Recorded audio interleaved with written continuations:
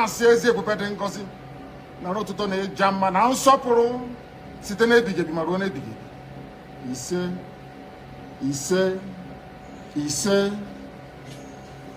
Welcome, my amazing viewers. Thank you so much for joining me on my program once again. I appreciate you wherever you are joining from. If you have not subscribed to my channel, please kindly subscribe to my channel. Click the notification bell so that you'll be notified each time I upload a video. You will be among the first to receive it.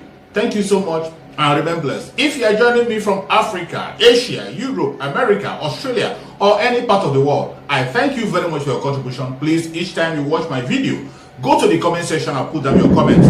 That is where we'll learn from each other. Senator Ume, that this is politically motivated. And then I'll do a follow-up on the same question I asked him about this unknown government. Can they really be unknown? Well, first and foremost, tell us, do you agree that what we're seeing, the insecurity, is politically motivated? Yes, I think so. Our people have this saying that the witch cries in the night and the child dies in the morning. You can now draw the inference from there. As far as we know, just like Mohammadu said, Anambra was very peaceful, very, very peaceful. And all of a sudden, there's an upsurge in violence and in people moving around and, attacking security people and so forth. And you could see that it had to do with what has, with the elections coming. And so we knew that there was a method to this madness, and that's also part of why we came out to start going around to tell people that there will be peace, there will be security for you to exercise your rights. And just like Mohammadu also said, you can't move around on an election day. You can only walk to your polling booth. The only people allowed to move around are the security people and the electoral officers who, of course, will go with security people. And so any other person that is found running around that day means that he has a nefarious motive. And so I don't think that we can take it very far away from an effort made to instigate violence. And of course, the governor of Anambra, I think, when we went to Enugu for a security meeting of all the Southeast, and he couldn't come because he had to come to Abuja. I mean, it was after the gruesome killing of Dr. Kunle. And when we contacted him, and he said, listen, we have credible evidence that this is imported. And you have seen from what Senator has said now. Why is it that it is difficult for those who were caught in the act to be charged to court, paraded, so that we can know the identities of who they are? Everything is shrouded in mystery, which means that it looks as if there is a plan to make sure that everybody just continues to have this palpable fear around the elections. And we think that things have, calmed down for a while now. But I mean, so it brings me to the question, are these people really unknown gunmen? Can we really say this? I mean, well, if you're unable to get anybody and identify him and charge him to court, you're going to have to, it's unknown. There is a local intelligence by community people, Precisely. and which you are getting as leaders in the Southeast when you have your meeting. Yes. You still don't have clue as to who these perpetrators are.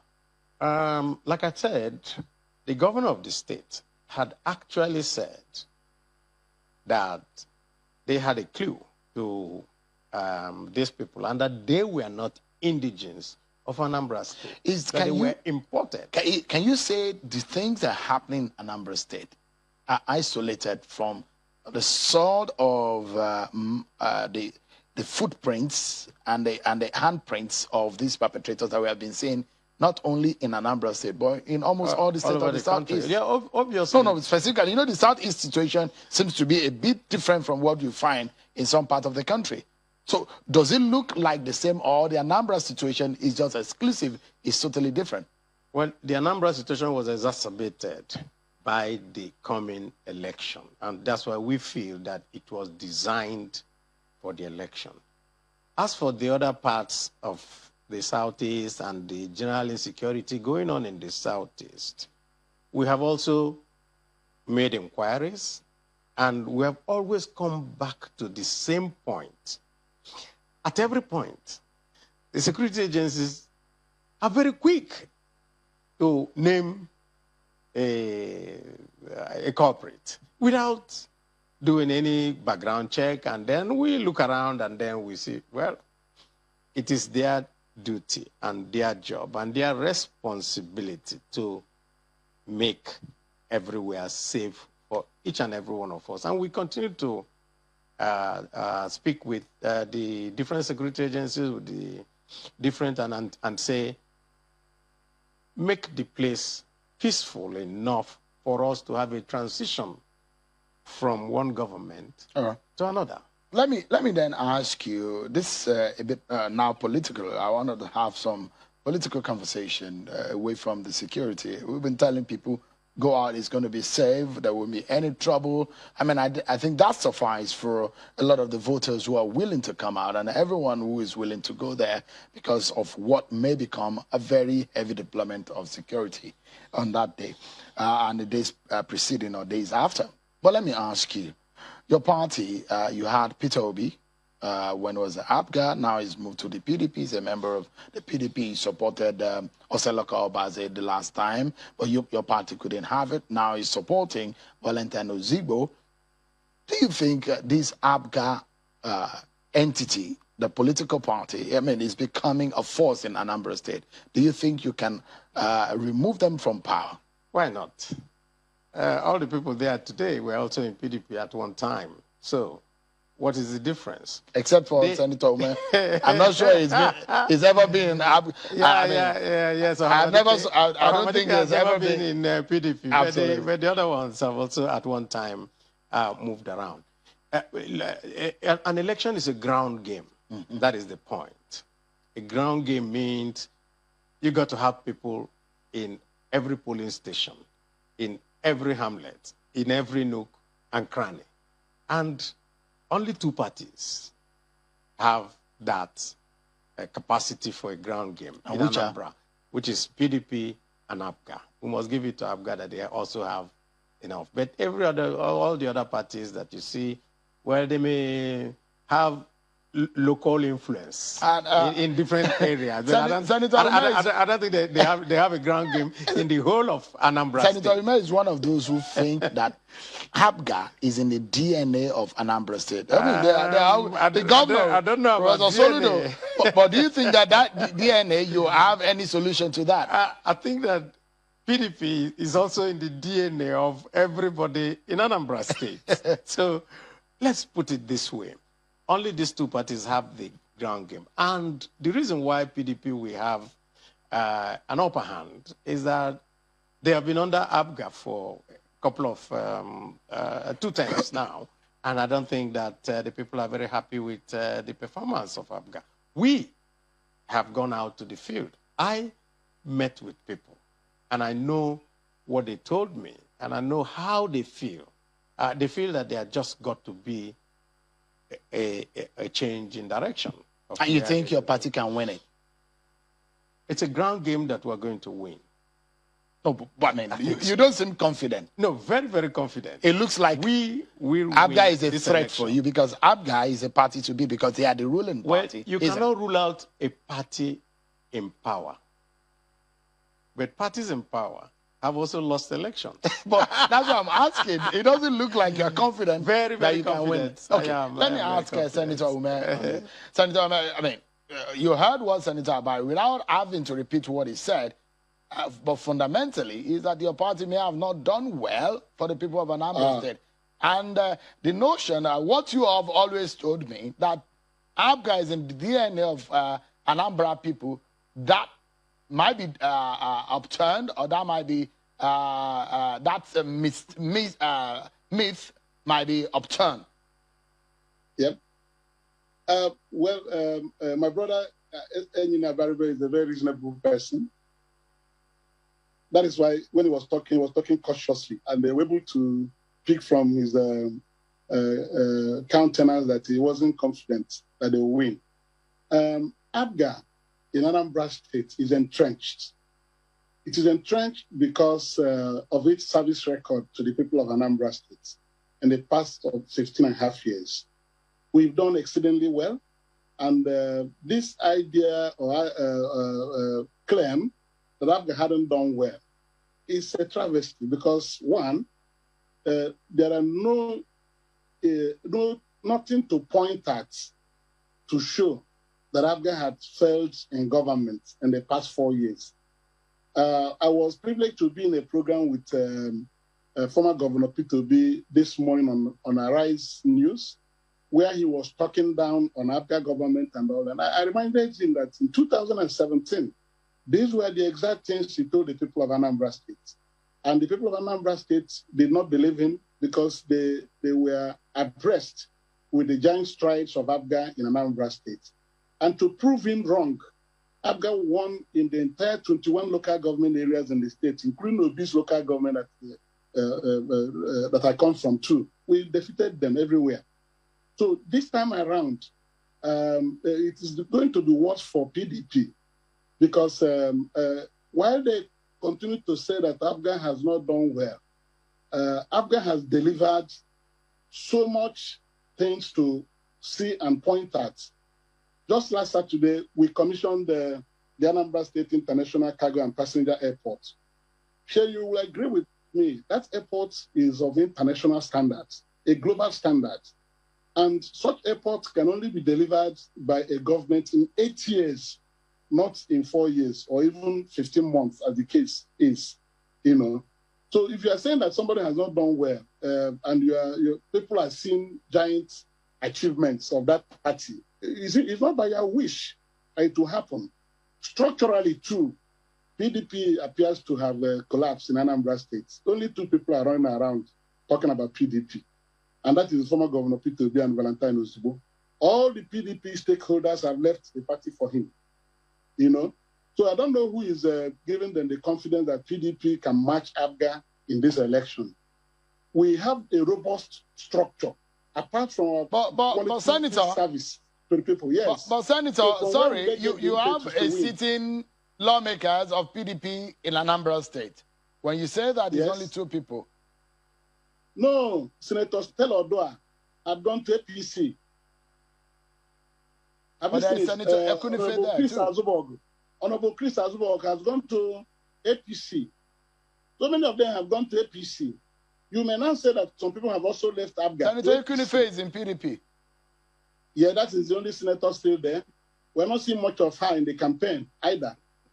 So she may not be working with her heart.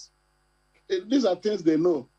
And I know her very well. So you're saying that you're confident that ABGA, because there are other political parties. You have a sitting senator, YPP senator, someone who's won about 5 out of 7 local government election in the senatorial district, someone who has also run for governorship election, who has probably learned his lesson in the person of Patrick Ofanyoba. And another person that is from that senatorial district is also Senator Andy Uba of the APC. And if you say PDP is not a threat, what about all of these other candidates and 16 or 15 others? Well, you can see by the debates organized yesterday, Arise News Television invited the 3 political parties, after having a deep assessment of the chances of the parties in the election. They decided to bring the first 3, ABGA first, PDP, then APC. I don't know what you mean by that YPP won in 5 local governments. In what election? YPP has only won, in the senatorial election in 2019, yes, in the South. That's correct. But on the structure on ground, it is ABGA that is wielding a very huge influence in the states. Apart from the following of the people to the party is naturally loved by the people of Anambra State, you know, and APC is non-existent. That's why they've been poaching people from all parties. You go to a political party, you poach the deputy governorship candidate of that party, bring him to APC, and disable that candidate. This is what they're doing. They don't have members in Anambra State. The visible members. Right, Senator, we need to wrap up now. Let me allow Senator Barry to give us his closing thoughts on this. How do you think? I mean, you were talking about ABGA as though two of you are, two political parties and the rest, but there are others there. And you're looking at APC also that had poached, according to Senator Ume, poached the deputy governor, took him away from their camp. You don't see those other political parties as a threat? No. They are no threat. I've told you this. This is a ground game. And the question that you really ask Mohammadu is, why is it that ABGA is unable to win in the Senate, in the House of Rep, in the House of Assembly? It's because it's not there. And the point really is, until the defection of Stella Odua, she won as a PDP candidate, which means 2 senatorial zones were in PDP. And 1 senatorial zone was in YPP. So that gives you an idea of how this election is going to turn out. Of course, those who they push to go away for whatever. What funny thing has happened? The senator leaves, and all the followers refuse to go with her. The House of Rep guy leaves, they refuse to go with him. So, of course, the defections have no absolute meaning in terms of numbers. So, like I said, PDP is going to win this game because of the numbers on the ground. All right. We need to leave it at that. Farmers sincerely thank both of you. Senator Enginai Abaribe, Senate Minority Leader, and a member of the PDP, of course, speaking for his party today. And Senator Victor Ume is a former national chairman of the All Progressives Grand Alliance and a leader of the party there. Also was a senator in the National Assembly, in the 8th Assembly. Thank you so much, Senator Ume and Senator Abaribe, both of you, for joining us tonight. But that's our show for today. Many thanks, everyone, for watching. I'm Sean Kimale. Bye for now.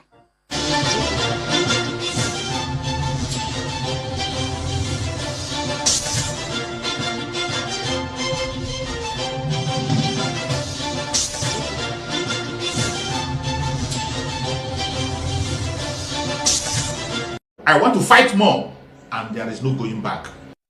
O Mary Bonioya, Abakare, Mama Baora, Unapuri Mary Nandi, win the war. Python that's 1, Python that's 2, now Python that's 3. Unapuri Mary Nandi, win the war. Python that's 1, Python that's 2, now Python that's 3. Unapuri Mary Nandi bo onye du aimo o meri woni nizu ngiro ya Abakare mama ndawora unapuri meri Nandi win the war. Python that's 1, Python that's 2, now Python that's 3. Unapuri meri Nandi win the war. Python that's 1, Python that's 2, now Python that's 3. Unapuri meri Nandi.